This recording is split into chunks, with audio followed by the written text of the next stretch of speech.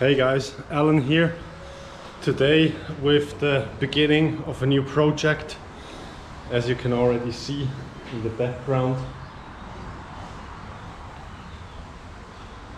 An 85 XT 600, which now looks like this, but should become something like this. Enjoy.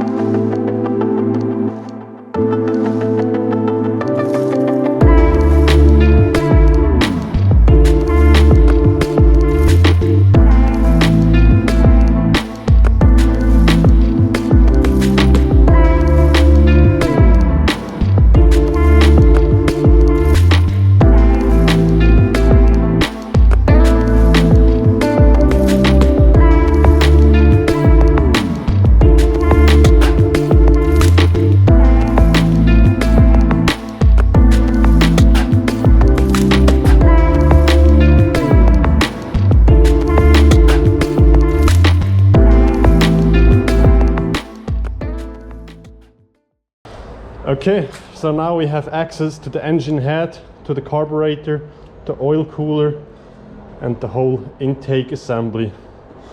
So I'm wondering what we're gonna do next. I feel it's best if we just open the oil screw and let all the oil drain out.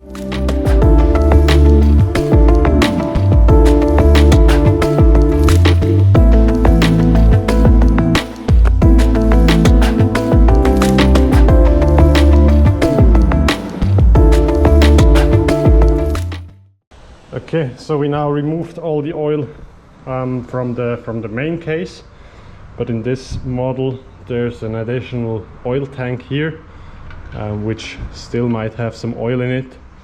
So in order to solve that, there's a screw right underneath here. I already loosened this bolt, and with the help of another container, let's open up the screw.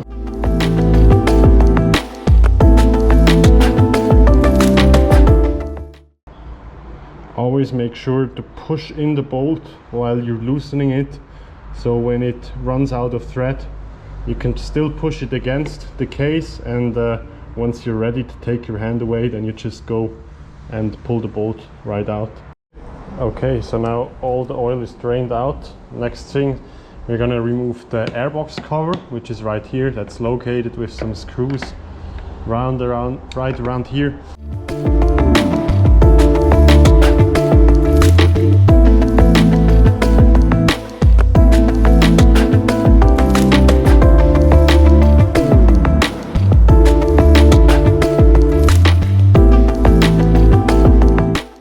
As well, and now it should pop right off and slide out.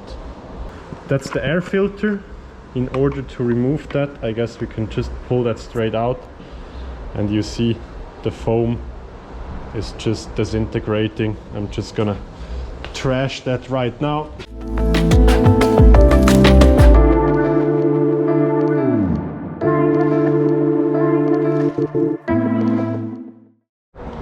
Next up, we're going to remove the battery case, which is a screw located here and here. There's two bolts for this power converter here. There's one here and there's one on the other side, and actually the one on the other side is pretty easily accessible from here. That's down there.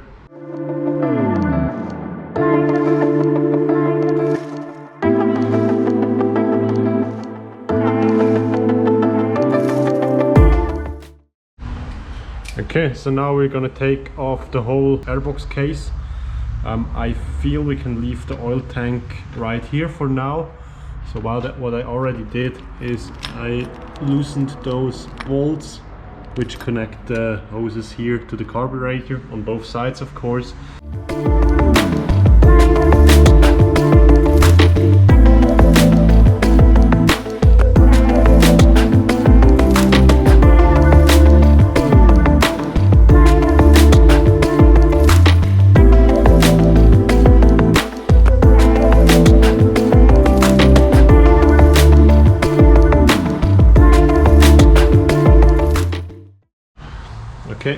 those just popped right off. And now let's see if we can wiggle it out.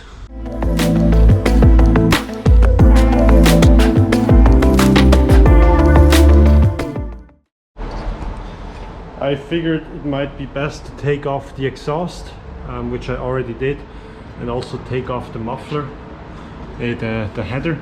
So there's a screw here and here on each side, and they just come off like this, just the nut on it and not the whole threading.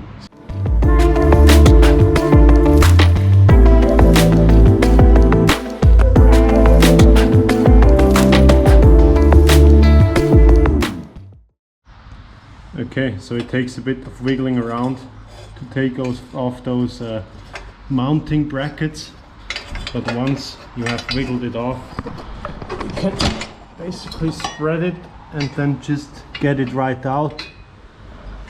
And yeah, and now it's best that we cover those holes so we don't get any dirt and debris in it. Okay, I now remove those snorkels on both sides. They are placed in here, and actually they wiggle right out. So, to remove the oil tank, we need to loosen this bolt up here and another one down there. There's another screw up here. Good if we not forget that. So let's remove this one as well.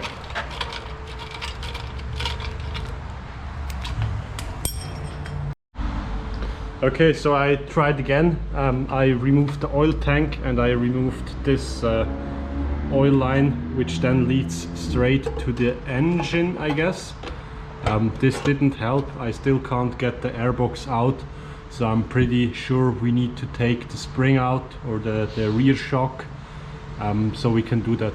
So from yesterday I removed some more parts. I removed the carburetor, which is mounted in here, and it actually uses those rubber mountings, and as you can see, one just popped straight off. That's a usual thing for those mountings, because as you see, they are under heat the whole time when the engine is running, so they just degrade over time.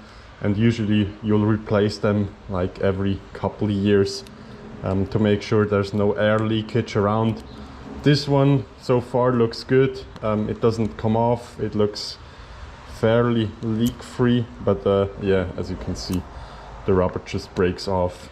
So we're gonna replace them. Yeah, so what's next? I guess we can start tearing apart the whole front of the bike. And I can't get the air box out so far, since we need to remove the rear shock, but I first want to unmount like everything else and then strip it down basically from top to bottom. So we're gonna take care of the fairing of the on the clocks, on the speedometer and so on. Just shave off as much weight as possible until we get to the point where you can remove the swing arm and so on. So yeah, let's see.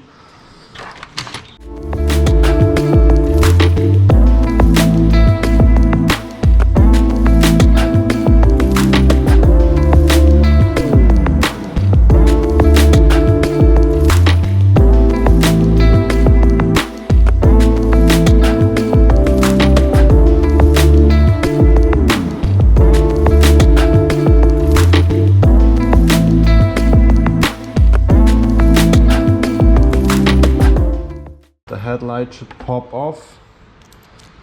I'm just gonna put the screws in place again, and then we need to make sure we don't unplug any cables without knowing what they do and where they should go. So either you can mark them using tape, or what I do is I just video document it, and then I know I can rewatch the footage and see what goes where. So here this one is fairly easy. I guess that's just a plug you can remove, and this one is self-explanatory where it goes. And then you have a second one, the parking light bulb. Okay, so what's next? I guess we can remove the, what's that? That's the speedometer cable. Fairly easy to remove. This one has a little rubber casing on it, and maybe we need some pliers to do that.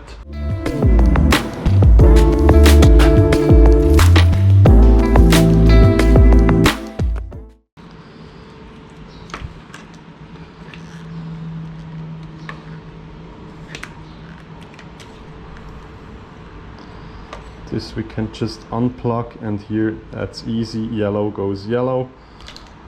Remove that as well. And now the RPM counter is free. So there's a blue cable that goes into this one right down here, and then we have the black cable, which is the ground, mounted down there. And now both sensors are free floating, and we can go ahead, take them off.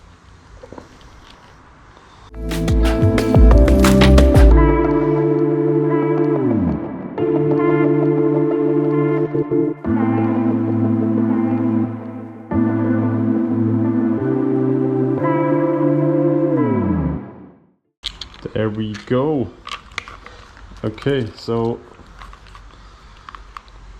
that's free now. Let's make sure we put that in a place where they don't get damaged, because they are quite rare with a mileage like that.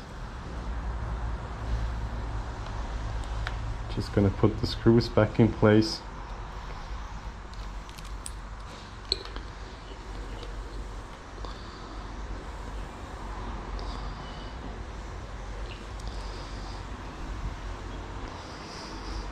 Next up, we're gonna loosen the front fender. That's actually mounted by just 4 screws down here.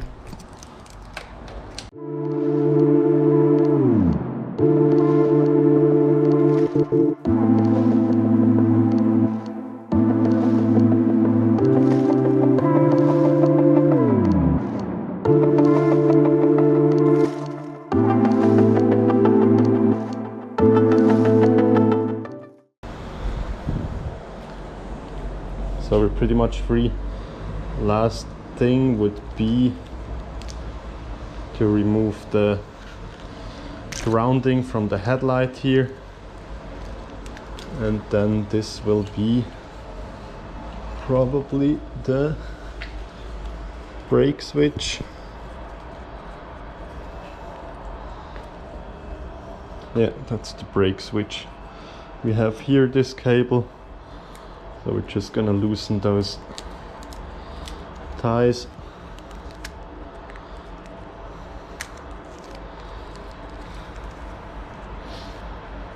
And now you see that's the green yellow cable here. Let's undo that, and the brown one here. So now we should have that free floating. And here that's also fairly easy. They're all the same color. So there's a black and white cable here with the black and white one here. Remove that, and then there's the ground in black. You can remove that as well. And now that's basically loose. And yeah, as you see, we need to redo that part here again.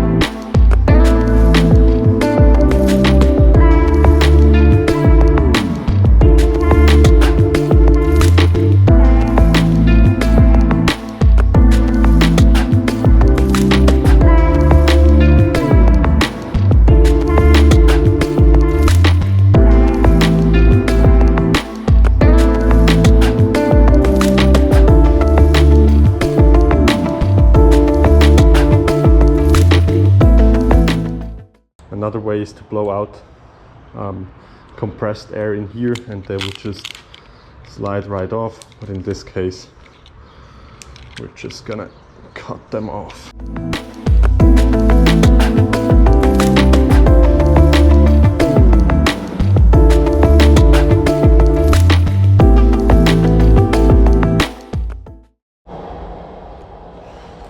I already removed the brake lever here. That's just 2 bolts to remove. And now we need to make sure that this mounting bracket comes loose.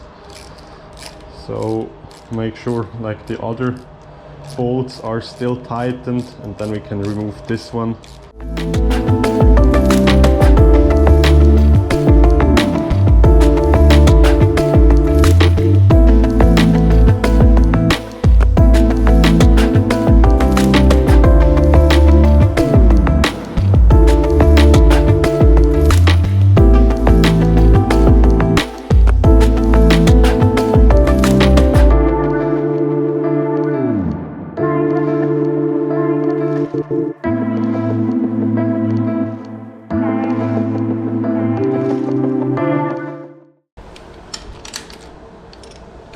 Remove the brake caliper.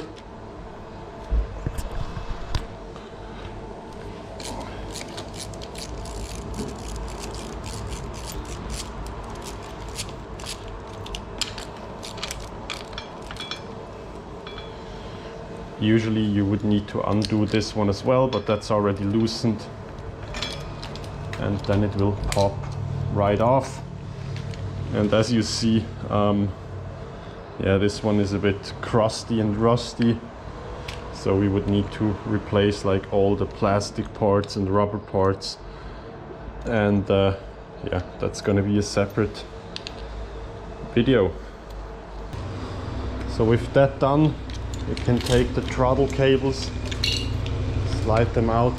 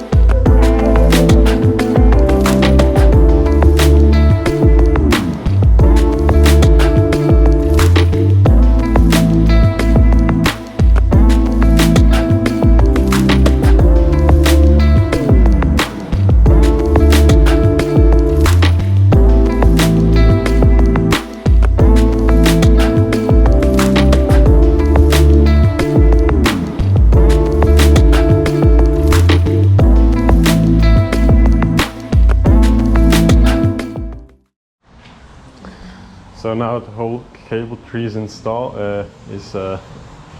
removed, as well as the oil cooler and the oil tank.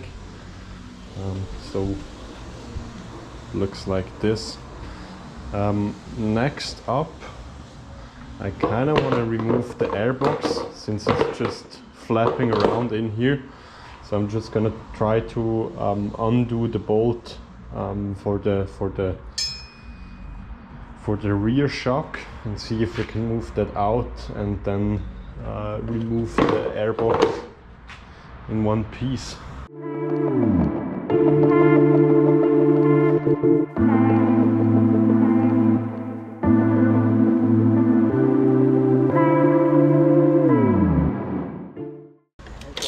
It's easier than expected. So with that done, we can just remove that bolt.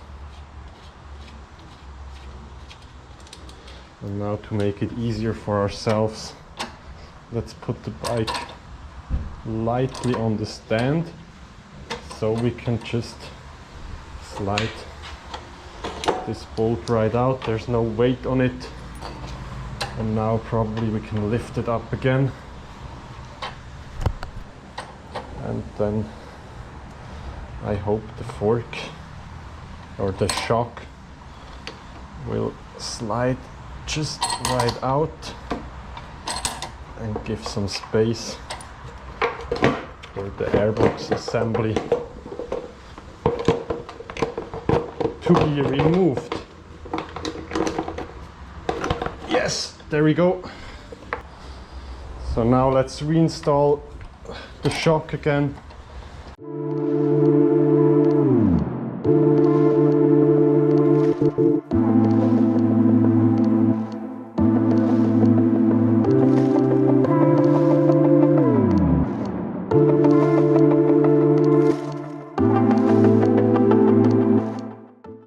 Now we have disassembled the whole bike. It's laying in front of us except for the engine. I just want to go through all the parts, and I already inspected them, but I'm just gonna show you what to have a look out and when to replace it. So handlebar, perfectly fine. Some scratches in it, but no bends or dents or whatever, so that's good.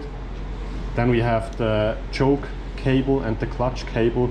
I'm gonna replace the cables anyway, but they still look pretty good, and you can still activate the clutch without any big resistance to it, which is good. Choke as well. Yeah, those switches, you just need to make sure that they don't have any external damage. Everything else we can check once we have some electricity in the bike. Here for the throttle cable, we need to make sure that it's still running freely, which it does, but that's just something I'm gonna replace anyway. Next up, for the brakes, we see the reservoir here is quite murky. There's maybe some fluid left, but yeah, it looks pretty old and grimy, so we're gonna redo all the rubber parts in it, and we also need to redo the whole assembly up here, because that's kind of stuck. There's no way I can push down on it. Also the brake caliper, I can't really say what damage there is to the cylinder and the piston in here, but we're gonna remove them anyway and replace all the rubber parts here, just for safety concerns, I guess. The fork looks actually pretty nice. Also the fork stem here seems to be freshly greased, so that's a good sign. Also the bearings, they have no signs of wear. They look nice and shiny, and they spin pretty good, even though they have a lot of grease in it, which is good. Then we have the fork legs. I don't know if there's any oil left in it or whatever, but I don't see any bigger scratches on here, so that seems to be pretty good. Now I just find we're gonna move them out a bit so we don't get any scratches on this part where the fork will actually do its job, just to make sure we don't get any damage here. Ignition looks a bit worn out, but still works. I checked that before, so that's okay. Plastics, we're gonna replace them anyway. The muffler, or the header pipe, actually looks quite fine, so that's just a bit rusty here, so we're gonna de-rust that and probably spray paint it as well. Next up, we have some stuff like the air filter case and everything belonging to that. Of course, we're gonna get some new air filter foam for that. Those parts, actually, they are still pretty good shape, so they can still be squished and are not kind of yeah, gun hard. Same for all those plastics, they're fine to reuse. Also the oil coverage. And of course, what needs replacement is that piece that goes on the shock right there, just to cover, to make sure there's not any debris getting into that. That's trashed, so let's put that aside. Those rubber pieces, they're actually still working, but if I can get a replacement, I will order them as well. This chain guard was attached to the swing arm. That's a bit worn down here, and we just need to make sure that those grooves aren't deep enough, so the chain will actually then scratch the swing arm. But since that piece is really old, I'm gonna replace it with a new one if I can get it. Frame actually looks pretty nice. Also the fork bearing, I don't know how you call that, where the bearing goes, that's still smooth. Also on the other side, so that looks pretty good, but it's still grimy and oily and stuff. Next up, I already inspected all the cables. They look fairly good. There is some stuff to it we need to redo because there's just water and everything that can go into this brake here.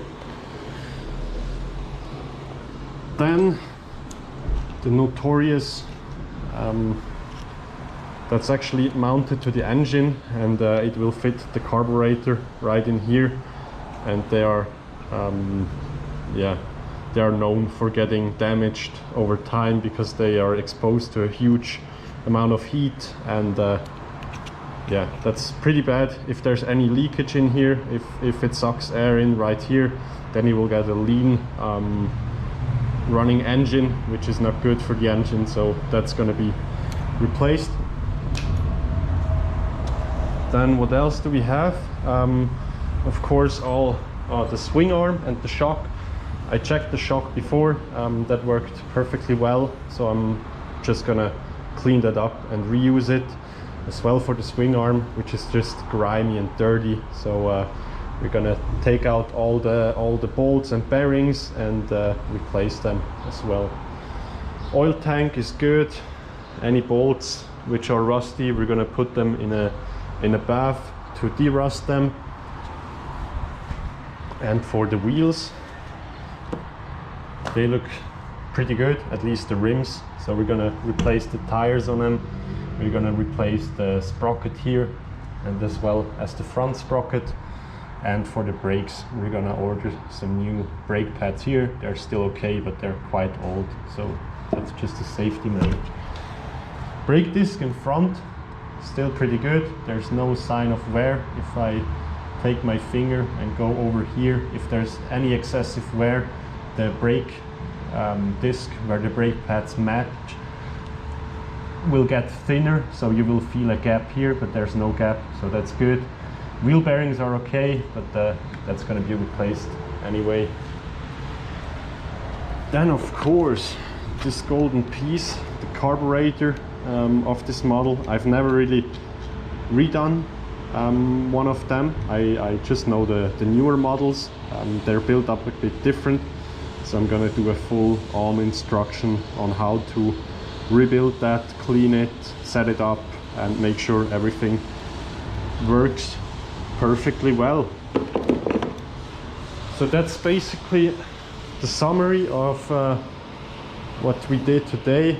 Maybe the fuel tank, this one is pretty busted up. It looks good from the outside, but yeah, you can already see the rust here. I'm not gonna worry about that too much because I found a kit of a tank and the plastics, which is exactly what I need to do the project. So we're gonna then probably throw away those plastic pieces or sell them as well for the headlights and front fender and also the side panels. Yes, that's basically it. So next up we're gonna clean everything and see if we can spot something else which we would need to order, and then we're gonna order all the parts needed and find a way to prepare the frame for spraying it with the sky blue color.